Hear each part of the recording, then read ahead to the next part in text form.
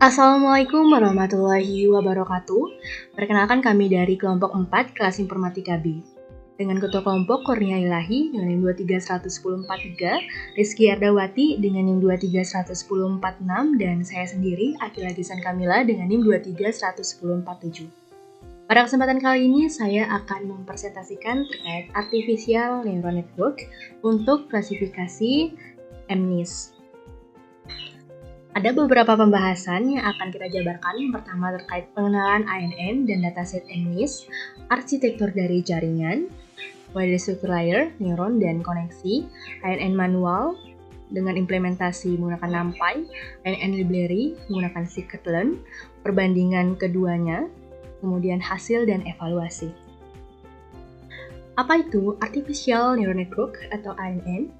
ANN adalah model komputasi yang terinspirasi dari struktur otak manusia, terdiri dari unit pemrosesan neuron yang terhubung satu sama lain.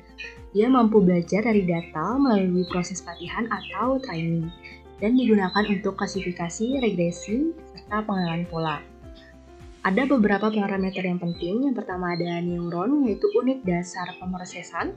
Bobot atau weight adalah kekuatan koneksi antar neuron. Lalu aktivasi, fungsi nonlinear, di sini kita gunakan ReLU dan softmax, dan loss adalah ukuran kesalahan prediksi. Dalam dataset ini ada 60.000 gambar untuk pelatihan training, 10.000 gambar untuk pengujian atau testing dengan resolusi gambar 28x8 pixel grayscale dan memiliki 10 kelas, digit 0 sampai 9. Jadi di sini kami mengambil data dari Kaggle. Ini contoh, ini datanya 0 sampai 9, jadi setiap gambar itu sama dengan vektor 784 fitur. Ini dia arsitektur dari neural network yang kita gunakan. Yang pertama ada input layer, ada 784 neuron karena ada ukurannya 28x28 pixel. Jadi dalam satu gambar ada 784 pixel di dalamnya. Oleh karena itu pada input layer ada 784 neuron yang kita gunakan. Kemudian di sini ada hidden layer sebanyak 128 neuron menggunakan aktivasi ReLU. Lalu output layer menggunakan 10 neuron dengan aktivasi softmax karena untuk datanya 0 sampai 9. Jadi output neuronnya sebanyak 10. Nah, kita masuk kepada ANN manual dengan NumPy. Kita akan membangun neural network dari nol tanpa framework ML atau machine learning. Yang pertama, ini kode programnya. Kita import library dan stok manualnya terlebih dahulu. Di sini kita pakai NumPy, itu untuk komputasi numerik atau aljabar linear. Kemudian pakai matplotlib untuk visualisasi grafik, kemudian pakai pandas, dan image serta OS untuk navigasi directory dari file kita. Kita menggunakan Kaggle Hub untuk datasetnya, jadi kita import Kaggle Hub. Dan di sini kita tidak menggunakan scikit-learn, Keras, atau TensorFlow. Semua operasi murni dilakukan dengan NumPy. Nah, ini dia path dataset MNIST dalam ForDataNG-nya. Nanti saya akan menampilkan kode programnya yang dijalankan di Google Colab. Nah, selanjutnya setelah kita impor library yang kita gunakan, kita akan load dan processing data. Kita membaca gambar training dari folder per digit. Ini dia kode programnya. Pertama kita loop digit 0 sampai 9. Ini semua datanya. Kemudian ini untuk buka file PNG, kemudian kita konversi ke array NumPy. Nah, bisa kita lihat kalau train image-nya ada image untuk data train-nya. Itu ada 60.000 data dengan ukuran 28x28. Kemudian ini labelnya. yaitu 60.000 data juga. Jadi image itu untuk gambar dan labels itu untuk targetnya. Jadi misalnya gambar atau image adalah gambar 5 dan labelnya itu 5 seperti itu. Setelah itu kita akan normalisasi pattern plus scale ke 0,1. Baik. Selanjutnya one hot encoding label. Setelah itu kita mengubah label integer menjadi vektor. Misalnya contoh label 3 berarti 0, 0, 0, 1, 0, 0, 0, 0, 0. Jadi untuk label 3 dia apabila bernilai 1 dan yang lain itu bernilai 0 seperti itu. 0, 1, 2, 3, 4, 5, 6, 7, 8, 9. Jadi ketika labelnya 4 berarti nanti 1 akan di sini seperti itu. Nah, selanjutnya di sini kita bisa lihat kalau Ytran dan Ytest. Nah, ini shape-nya 60.000 untuk 60.000, ini dia labelnya adalah 10. Kemudian untuk testnya itu 10.000. Untuk rata tesnya itu 10.000.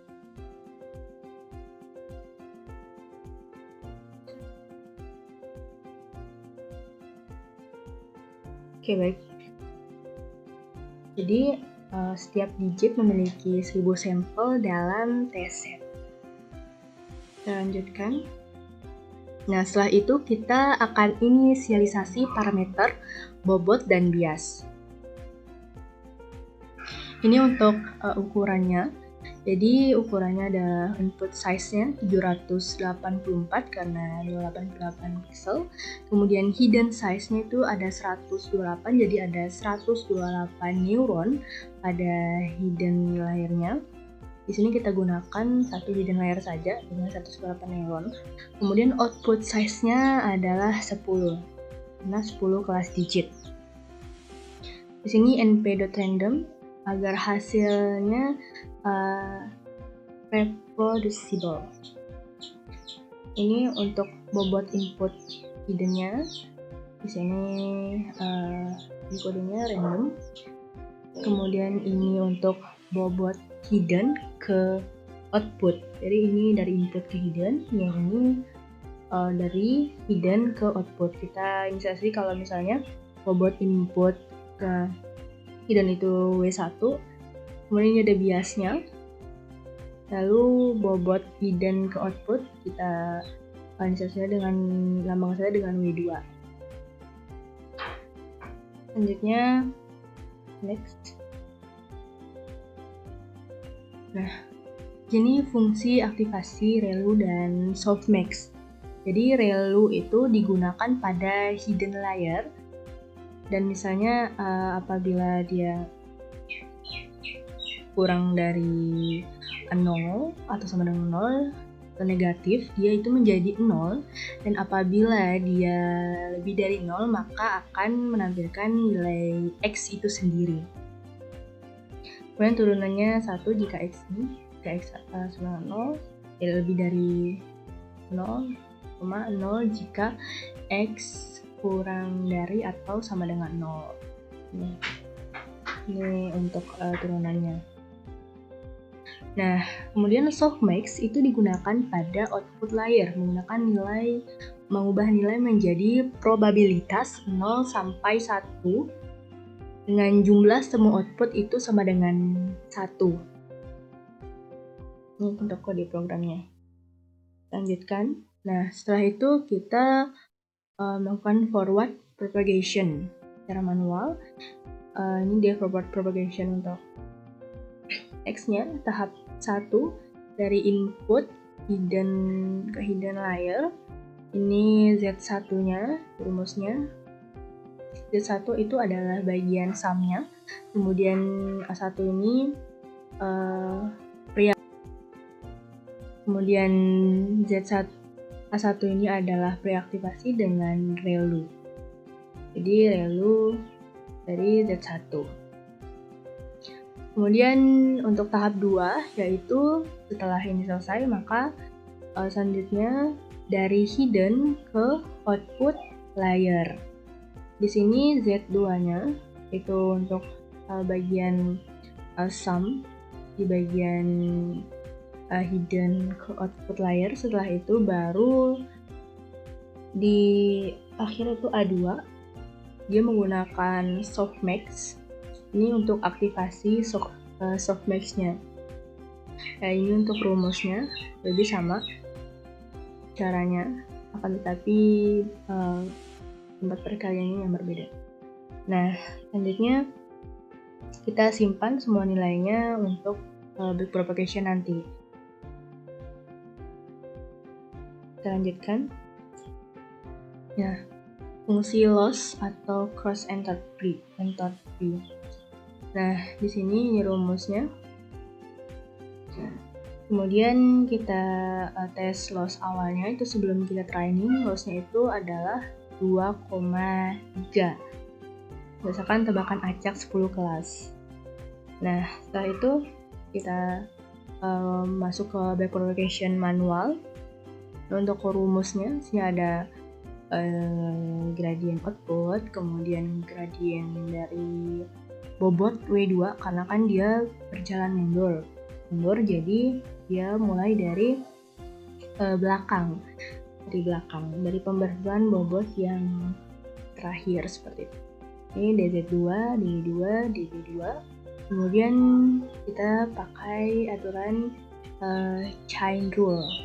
Nah, setelah ke bagian ke DZ2, DB2 baru kita ke DZ1 sampai DB1.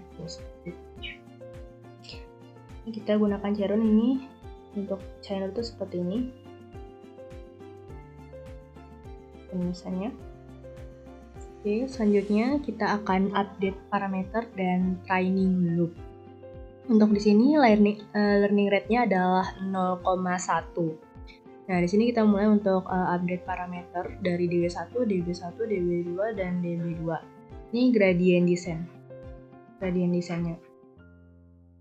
Kemudian kita trainingnya sebanyak 500 epoch.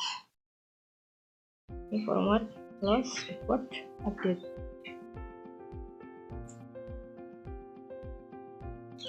Nah, selanjutnya kita prediksi dan evaluasi akurasi manual. Fungsi prediksi ambil kelas dengan probabilitas tertinggi, jadi nanti saat kita prediksi nanti akan diambil kelas dengan probabilitas tertinggi. Nah, apabila kelas tersebut memiliki nilai yang paling tinggi, maka prediksi akan menghasilkan nilai kelas tersebut. Misalnya 0 memiliki nilai yang paling tinggi, maka hasil prediksi adalah 0, seperti itu. Kemudian ini untuk kode program evaluasi pada data train dan tes. Kemudian di sini kita akan hitung akurasinya. Ini untuk kode programnya atau rumusnya. Nah, selanjutnya kita coba untuk menampilkan satu contoh prediksi. Nanti akan saya tampilkan di kode programnya langsung. Ini untuk blok kode programnya untuk menampilkan satu angka prediksi, dan nanti akan kita tampilkan 10 prediksi acak satu per digit. Ini statusnya centang. If rate sama dengan aktual, else itu akan silang. Jadi apabila prediksi itu sama dengan nilai dari label atau target, maka dia akan centang, dan apabila dia else, selain itu dia akan silang. Nah, visualisasi kurva training loss ini untuk kode programnya nanti akan saya tampilkan juga. Baik, kita coba ke kode program. Ini kita langsung lihat. Nah, ini kode program untuk MS dataset manual. Ini kita input library, kemudian di sini tadi kita cek datasetnya di sini bisa kita lihat. Kemudian selanjutnya, nah ini tadi saya jelaskan, kita coba satu contoh angka 8 ini tampilan visual dari dataset yang kita gunakan. Kemudian kita lihat ini seperti sudah dijelaskan tadi. Kita langsung ke bagian training. Nah, training awal tadi untuk EPO 1 itu lossnya 2,3031 seperti yang kita cek pertama kali. Kemudian di sini kita lakukan 500 EPO.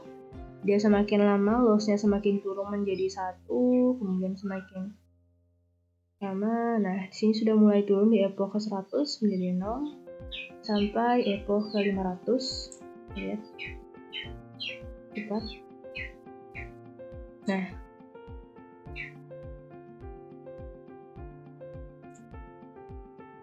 Nah ini dia sudah semakin menurun hingga ke EPO 500, lossnya menjadi 0,3357. Nah ini untuk tampilan dari visualisasinya. Jadi untuk yang X ini adalah jumlah EPO-nya 900 dan ini lossnya. Bisa kita lihat kalau misalnya semakin banyak EPO-nya, maka ini lossnya semakin mendekat, semakin baik.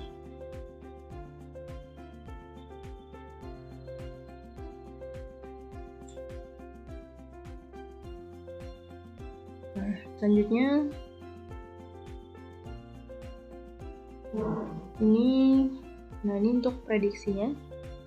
Kita coba satu angka tadi, prediksinya 4, terus aslinya adalah 4 atau targetnya adalah 4. Benar, dia berhasil memprediksi. Nah ini juga kita coba untuk beberapa dataset angka 0. Di sini tampak benar semua, prediksinya 0, aktualnya 0, 0, 0, ini benar semua, bisa lihat.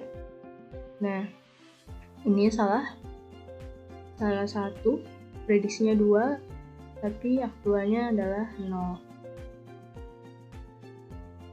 Oke, lanjutkan.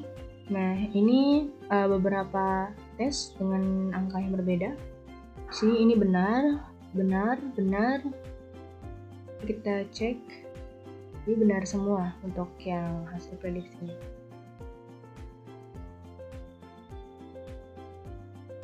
Nah kita bisa lihat ini tren akurasinya itu 90%, kemudian testing akurasinya itu 90,77%. Nah kita lanjutkan ke penjelasan selanjutnya.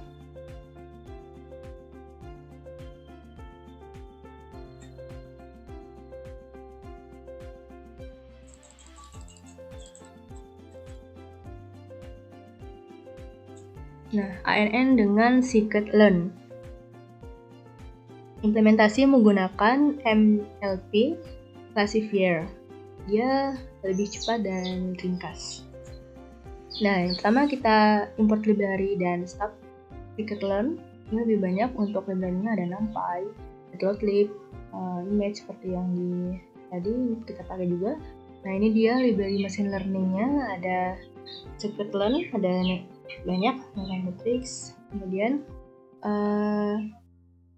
di sini sudah include wait init, forward, kemudian backward, update, dan dia tidak perlu coding matematika secara manual lagi.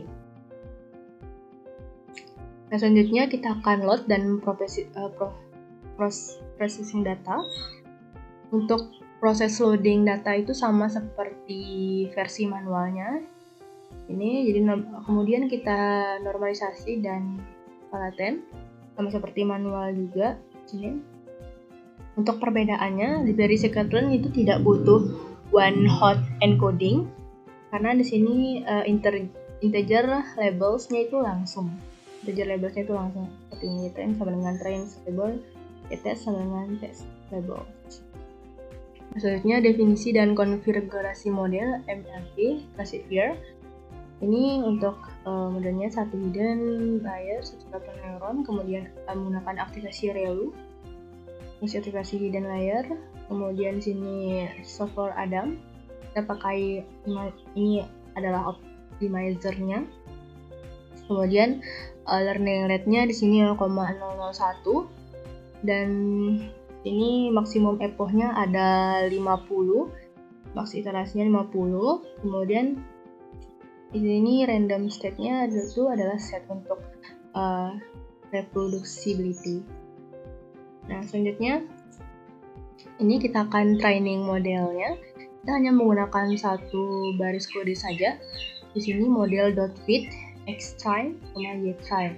Nanti di balik layar itu secret itu melakukan inisiasi bobot, kemudian forward propagation setiap page, kemudian hitung loss, menggunakan close entropy, kemudian backward propagation, update parameter dengan Adam optimizer, kemudian akan diulangi hingga max iter atau convergent.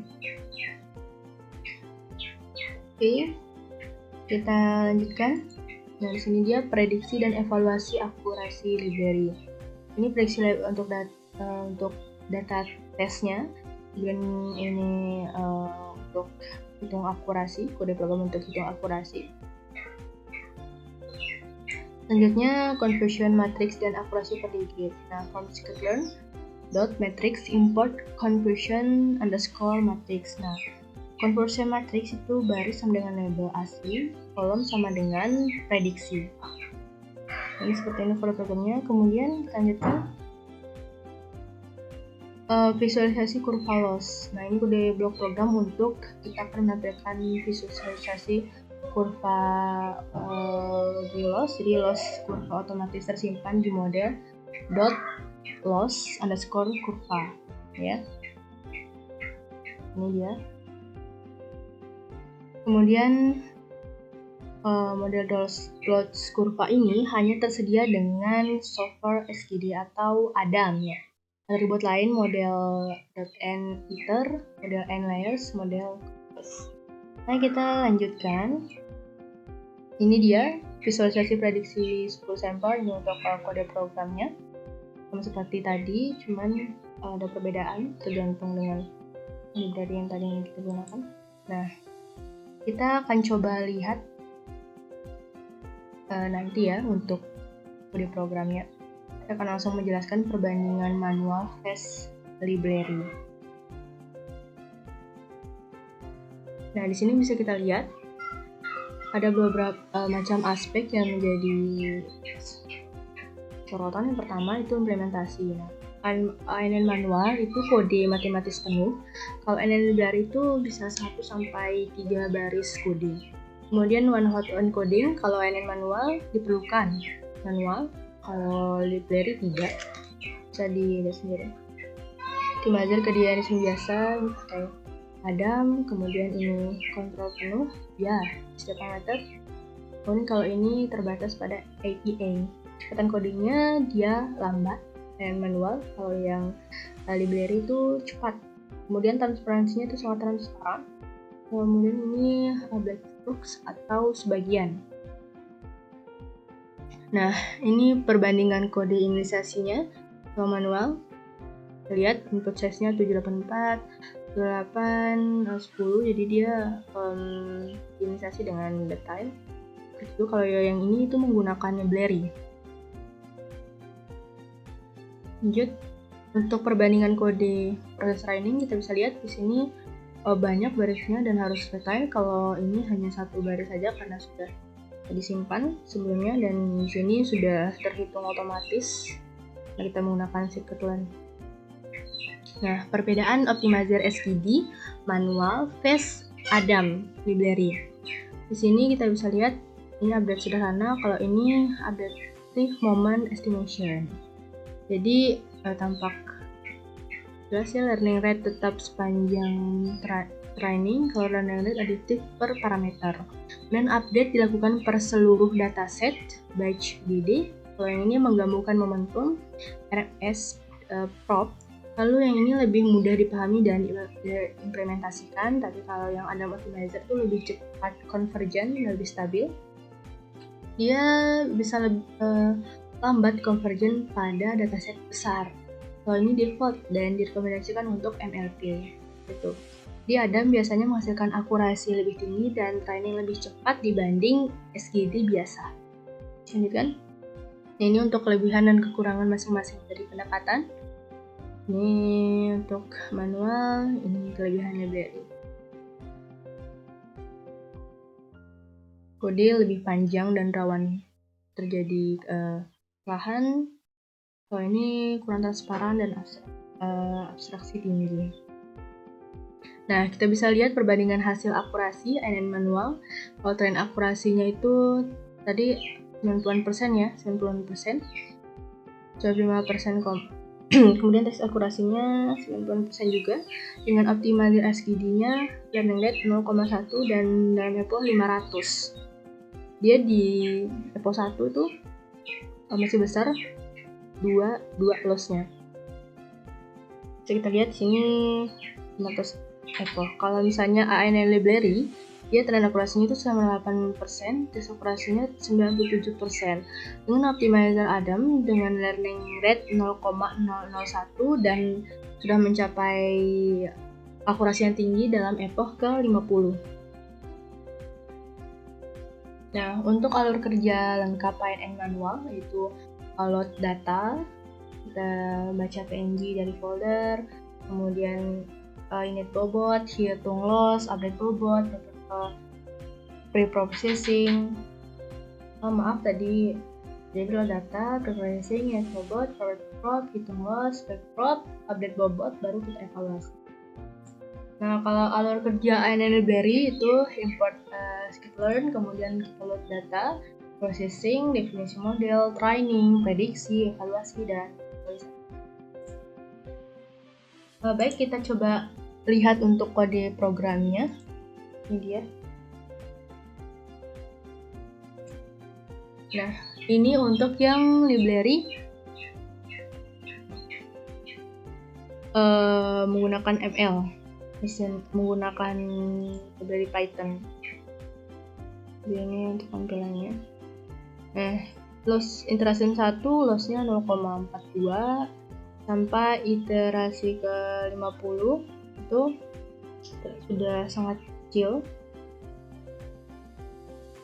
Kemudian kita lanjutkan. Nah, sini kita lihat kalau misalnya dia sudah benar untuk memprediksi. Ini salah satu karena hasilnya 5, rate-nya 0 karena ini hampir mirip dengan 0. Ini. Dan di sini, nah ini juga kita jalankan nih contohnya juga. Ini untuk akurasi tiap edge-nya 0 tuh mendekati 100%. 1 juga, ini tinggi semua, artinya sudah sangat baik akurasinya. Nah, kita juga bisa lihat loss-nya semakin sangat baik juga. Oke, kita kembali.